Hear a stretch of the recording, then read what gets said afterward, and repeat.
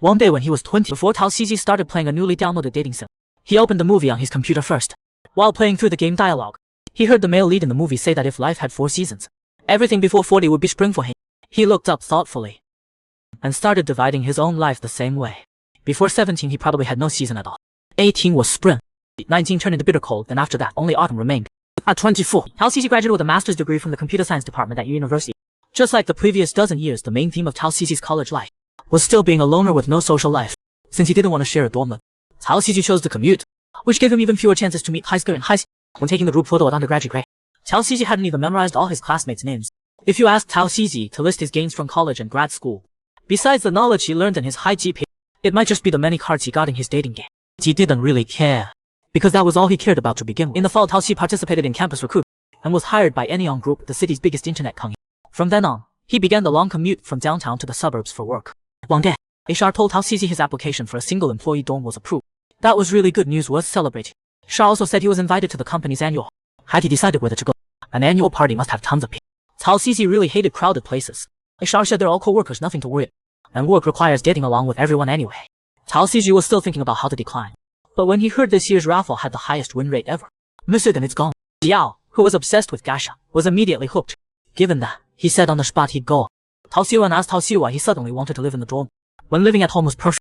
Tao Xiji answered while pulling cards, because it's close to the company and convenient for commute. Tao Xiwan told him, even if he stayed in the dorm, remember to come home once a week. Don't stay up too late playing games. Try to interact with people more when you get the chance. If you get close to anyone, make sure to tell him first. Tao Xiji didn't say anything. He looked at his phone and saw he had 10 pulls available. He happily handed it to Tao. Bro, pull for me. Tao Xiwan looked at his sweet, innocent little brother and felt a bit helpless. Though he knew it, the party arrived. Talkers were all complaining about listing empty promises every year, suggesting all companies should just do the raffle and let everyone go home. 2 of them were fantasizing about where they go if they won the grand prize. Only Tao Xiji next to them was focused on doing his game dailies. So he stood up and said he'd be back in a bit, and went to do his dailies alone. Then a familiar voice called his name.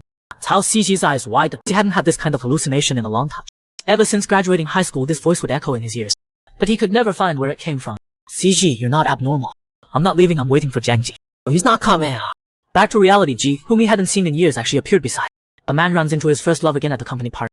After all these years, the boy he likes is still so cute. He couldn't control himself and kissed. Long time no see. Why aren't you saying anything? Don't recognize me. I recognize you, Jiangji said. Long time no see again. Tao Xiji turned his head and hummed. Looking at the gacha screen on Tao Xiji's phone, Jiangji said he still hadn't changed. Is it still the same game as? Tao Xiji took another step back to keep his distance and said. Ji asked him if this game needed gacha pulls too. Tao Xiji honestly said it did. Then, do you want me to pull for you? Surprisingly, Tao Xiji refused. Now watching Tao Xiji's back, Jinji called out to him and asked if he could take him off his phone's block list. What block list? You didn't block me. Then did you get the text I sent you? Tao Xiji said he did, then turned and walked away. Turns out Ji would message Tao Xiji every holiday. The messages were sent out, but never got any replies, because Tao Xiji didn't like replying to people's texts. When the raffle segment arrived, everyone was hoping for the big prize. Tao Xiji looked at his number and imagined that if he won the grand prize, he could sell it on a second-hand platform. As the host announced the winning number, Tao Xiji sighed in disappointment. Who's number 89? Seeing the lucky number 89 go on stage, the female co-workers all said he was really handsome. Tao Xiji looked toward the stage. The winner was actually Jingji. On stage, he gave his acceptance speech with confidence and ease. Some co-workers below envied his luck. Others said it was rigged for him. His last name's Zheng, he's like royalty here. It's not rigged. His luck has always been good. Back in the day, whenever he pulled cards in games, he always got the best ones. The usually quiet Tao Xiji was actually defending Ji. His co-workers all gossiped about how they knew each other. That's when everyone found out Tao Xiji and Jingji were actually high school classmates. Years ago, Jingji also won the grand prize at a welcome party.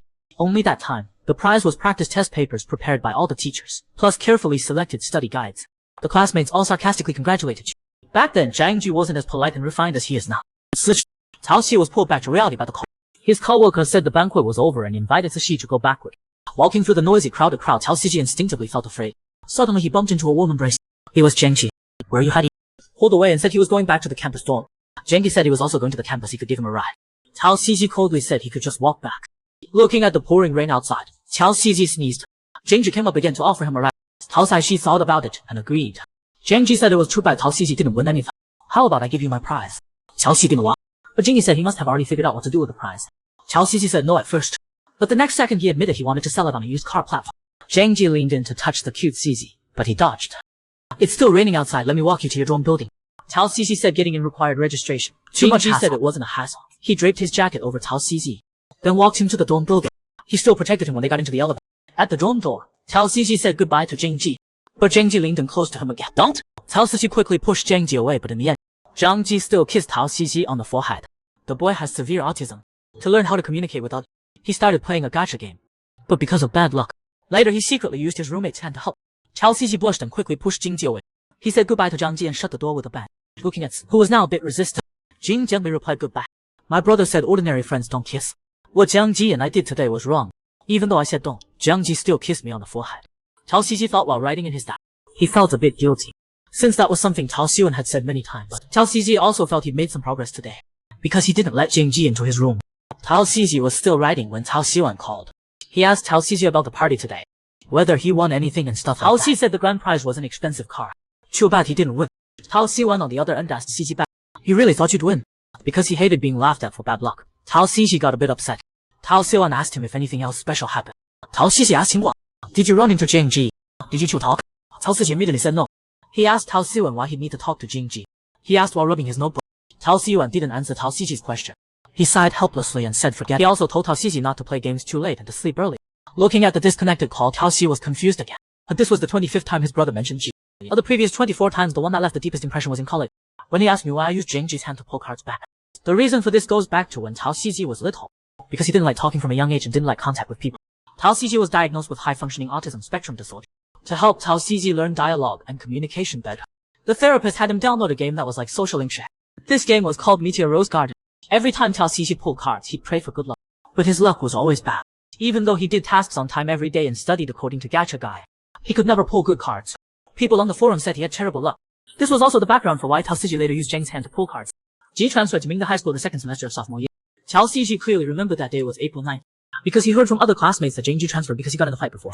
So Cao Sisi was very scared of Ji, though he really didn't want to interact with Jing Ji. The only empty bed in the dorm at the time was next to Cao Sisi, so Jing Ji naturally became Cao Sisi's roommate. After entering, Jing Ji tossed his suitcase on the floor. Cao Sisi, who was drinking milk nearby, looked at him curiously. What are you looking at? Never seen someone who got Cao Sisi didn't expect to get yelled at out of nowhere. He looked at Zhang Ji with total confusion.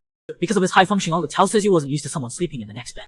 It would be so nice if Zhang Ji could sleep on the next day. Cao Sisi wrote a sleep wellness guide and left it on Zhang Ji's desk, hoping Zhang Ji would see the benefits of sleeping on the floor.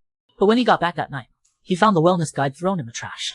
Second semester of sophomore year, Zhang Ji won the grand prize Cao Sisi had always wanted at the junior year rally, a homework gift pack. Though the other students were all laughing at Zhang Ji, Zhang Ji was also really mad about the prize. He even said that was the worst luck he'd ever had. But I really liked it. That's also when I found out Zhang Ji had really good luck. Because Zhang Ji was a restless sleeper, he'd often leave his hand hanging over the railing, which made it convenient to use his hand to pull cards. Though Cao Sisi was always super careful and discreet. One day Jing Ji actually woke up. He angrily asked Cao Sisi why he didn't pull his own cards. It's not like he should have. How many times has he used his hand to pull? Cao Sihai could only honestly answer 8 times. Haha. The boy secretly used his roommate's hand to pull cards while he slept. After getting caught, he promised he'd be well behaved from now on. He's just too cute. Cao Sisi didn't expect to get caught by Jing Ji. Looking at Jing Ji, who supposedly likes to fight, Cao Sisi quickly agreed. Jiang Ji swatted away Cao Sisi's phone and told him that starting next week either sleep on the balcony or commute from home option was really possible. Cao Sisi anxiously picked at his hands, saying he couldn't. But Jiang Ji didn't care about all that. Who cares? He just lay back down to keep sleeping, leaving Cao Sisi alone and sat next to him. A quiet week passed like this. Today Cao Sisi was getting ready to do law, when Jiang Ji came over and asked Cao Sisi if what he said last week went in one ear and out the other. Looking at the serious Jiang Ji, Cao Sisi was really scared. Let me stay in the dorm. I can't commute from home. Jiang Ji said if Cao Sisi didn't want to commute, then go sleep on the balcony. Don't you like wellness stuff? Cao Sisi had originally written the wellness guide to get Jiang Ji to sleep on the balcony. He never thought he'd end up shooting himself in the foot. If he lived on the balcony, Cao Sisi would have to readjust to a new environment, and also face the risks of bugs and changing weather. The more Cao Sisi thought,